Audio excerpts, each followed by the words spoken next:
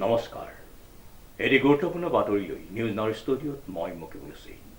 দেৰগাঁও সমজিলাৰ বৰুৱা বামুণ গাঁও পঞ্চায়তৰ অন্তৰ্গত খঙিয়া অঞ্চলত অৱস্থিত উক্ত পঞ্চায়তৰ ৰংগমঞ্চ প্ৰাংগণত 5 জানুৱাৰী 2025 অনুষ্ঠিত হ'বলগীয়া অল ষ্টাইল মাৰ্চিয়েল আৰ্ট একাডেমীৰ দেৰগাঁও উদ্যোগত সদৌ অসম ভিত্তিত কাৰাটে প্ৰতিযোগিতা।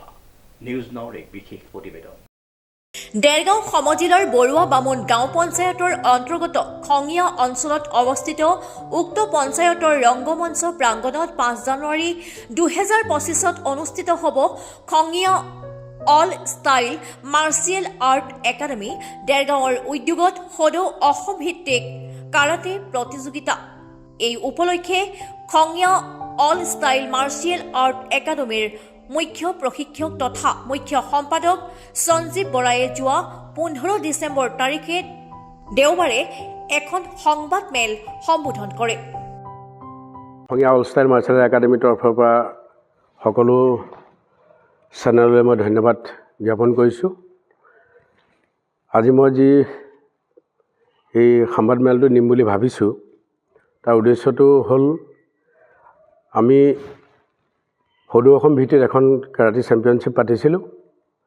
সেই খেলখন মোৰ দুবাৰকৈ পষ্টপন হৈছে, যিহেতু সদৌ অসম কাৰাটে সন্থাৰ সন্মানীয় সম্পাদক আদৰ্শ চৌধুৰী ডাঙৰীয়াই এটা তেওঁ ভইচ দিলে যে তেওঁলোকে সেই ডেটত 28-29 ডেটত তেওঁলোকে এখন খেল পাতিছে আৰু মোৰো সেই খেলখন 28-29 আছিলে। গতিকে মই যিহেতু সন্থাৰ লগত জড়িত ষ্টাইল হেড হিচাপে আছোঁ, গতিকে মই আচলতে তেওঁলোকক চেৰাই মই কামটো কৰিবলৈ বিচৰা নাই। সেইকাৰণে মোৰ খেলখন মই জানুৱাৰী 5 তাৰিখলৈ মই নিবৰ কাৰণে আয়োজন কৰিছোঁ আৰু আপোনালোকক সেইবাবেই মাতিছোঁ যে মই যিহেতু সন্থাক চেৰাই পেলাই মই কামটো কৰিব নোৱাৰোঁ। গতিকে জানুৱাৰী 5 তাৰিখে মই আকৌ সদৌ অসম ভিত্তিত কাৰাটে চেম্পিয়নশ্বিপখন পাতিবলৈ লৈছোঁ।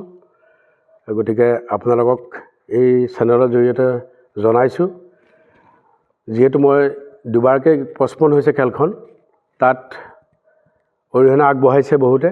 গতিকে অৰিহণাটো যেতিয়া আগবঢ়াইছে তেওঁলোকে সুধি আছে যে কিয় খেলখন পিছ পৰিছে। পিছ পৰা কাৰণটো হ'ল আমাৰ সদৌ অসম কাৰাটে সন্থাই দুবাৰকৈ খেলখন পতাৰ কাৰণে মই মোৰ খেলখন পিছুৱাবলগীয়া হৈছে। আৰু তেওঁলোকে যদি মোক নিৰ্দেশ দিয়ে বা আদেশ দিয়ে যে খেলখন আপুনি পষ্টপন কৰক, তেতিয়া মই পষ্টপনেই কৰিম, মই খেল নাপাতিম। কিন্তু মই তথাপিতো সন্থাক চেৰাই কামটো কৰিব নোৱাৰোঁ।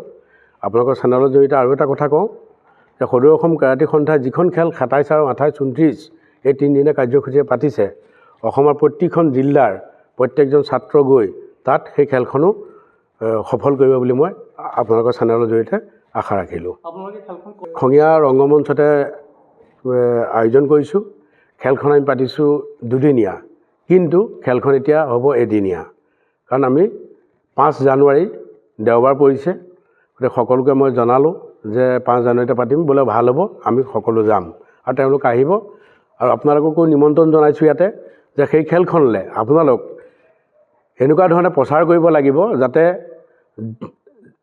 গোলাঘাট ডিষ্ট্ৰিক্টত তাৰমানে এনেকুৱা এটা বস্তু নাইকিয়া হৈ আছে যিটো মই অভাৱ পাই আছোঁ, এটা মেট ছেট, যাৰ কাৰণে গোলাঘাটৰ পৰা গৈ আকৌ যোৰহাটৰ পৰা সেই মেট ছেট বিচৰাৰ বাবদ খেলখন মই নোপোৱাৰ বাবদ মই খেলখন পাতিব পৰা নাই। গতিকে মই ভাবিছোঁ যে আপোনালোকৰ জৰিয়তে যে মেটটো মই যাতে ল'ব পাৰোঁ, সহায় সহযোগ আপোনালোকৰ লাগিব, তেতিয়া আমি গোলাঘাটত সেই অভাৱটো পূৰণ হ'ব বুলি মই আশা কৰিছোঁ। মই 500 মেডেল আনিছোঁ, কাৰণ মই প্ৰতিযোগী 500 হ'ব বুলি ভাবিছোঁ। যদি 500 হয় তেতিয়াহ'লে সফল হ'ব, যদি 500তকৈ কম হয় তেতিয়াহ'লে বিফল হ'ব। দিনে ৰাতিয়ে হ'ব।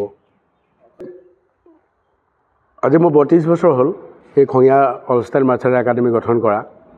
গতিকে 32 বছৰ মই সৰু সুৰাকৈ মই কাম কৰি আহিছোঁ। 2003 চনত মই এখন অল আছাম পাতিছিলোঁ ফুল কণ্টেক্ট, তাৰপিছত নৰ্থ ইষ্ট পাতিলোঁ মই দুবাৰ। গতিকে 12 বছৰৰ মূৰত আকৌ মই অল আছাম পাতিবলৈ লৈছোঁ। গতিকে অথন্তটো 24ত হৈ আছে। কিন্তু আপোনালোকক চেনেলৰ জৰিয়তে এটা কথা আৰু জনাওঁ যে মই খেল কিন্তু প্ৰমাণপত্ৰ কিন্তু 24ৰে হ'ব। যিটো ডেটত মই 28-29 মই কৰিলোঁ সেই ডেটতে প্ৰমাণপত্ৰ হ'ব আৰু মেডেলো সেই প্ৰমাণ 28-29 হ'ব।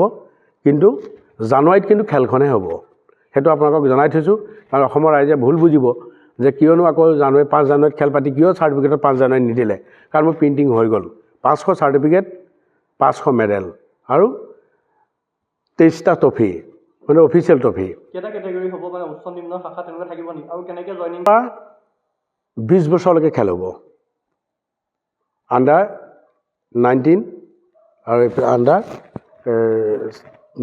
16 পৰা আৰম্ভ হ'ব মহিলা আৰু পুৰুষ উভয়ে হ'ব তেনেকুৱা কিবা আৰু কাটা কমিটি দুইটা হ'ব কাটা হ'ব কাটা কমিটি দুইটা হ'ব তেনেকুৱা যোগাযোগ নম্বৰ আপোনালোকে অসম কেৰাটী সন্থাৰ লগত জড়িত হৈ আছে সকলোৰে আমি যোগাযোগ ৰাখিছোঁ আৰু এইখিনিতে আৰু এটা কথা কওঁ আপোনালোকক যিহেতু ক'বইতো লাগিব যিসকল কিক বক্সিং কৰি আছে মই এইটো ক'বলৈ নাযাওঁ যে কিক বক্সিং কৰাটো ভুল কিন্তু তেওঁলোকক আমি অনুৰোধ জনাইছোঁ চেনেলৰ যোগেদি যে তেখেতসকলে ছেমি কণ্টেক্ট কৰক কাৰণ স্পৰ্টছ কেৰাটী এতিয়া বৰ্তমান অসমত স্পৰ্টছ কেৰাটী যদি স্পৰ্টছ কেৰাটী নহয় চেল্ফ ডিফেন্সটো শিকাব পাৰে আপত্তি নাই কিন্তু টাচ এণ্ড বেক হ'ব লাগিব কাৰণ ইয়াতে অভিভাৱকে কেতিয়াও ল'ৰাটোৰ দাঁত মুখ ভগাটো বিচৰা নাই আৰু আমিও সেইটো বিচৰা নাই কাৰণ মই ফুল কণ্টেক্টৰ মানুহ আছিলোঁ অ'কেনোৱাৰ মানুহ আছিলোঁ কিন্তু মই 10 বছৰ হ'ল ছেমি কণ্টেক্ট লোৱা গতিকে সকলো ছেমি কণ্টেক্টলৈ আহক আৰু আদৰ্শ চৌধুৰী সম্পাদক আদৰ্শ চৌধুৰী ডাঙৰীয়াক সফল কৰক বুলি ভাবিছোঁ সদৌ অসম কেৰাটী সন্থা জিন্দাবাদ বুলি মই আজি প্ৰেছ মিট সামৰণি মাৰিছোঁ দেৰগাঁৱৰ পৰা নৱজ্যোতি ভৰালীৰ ৰিপৰ্ট নিউজ নাও 24/7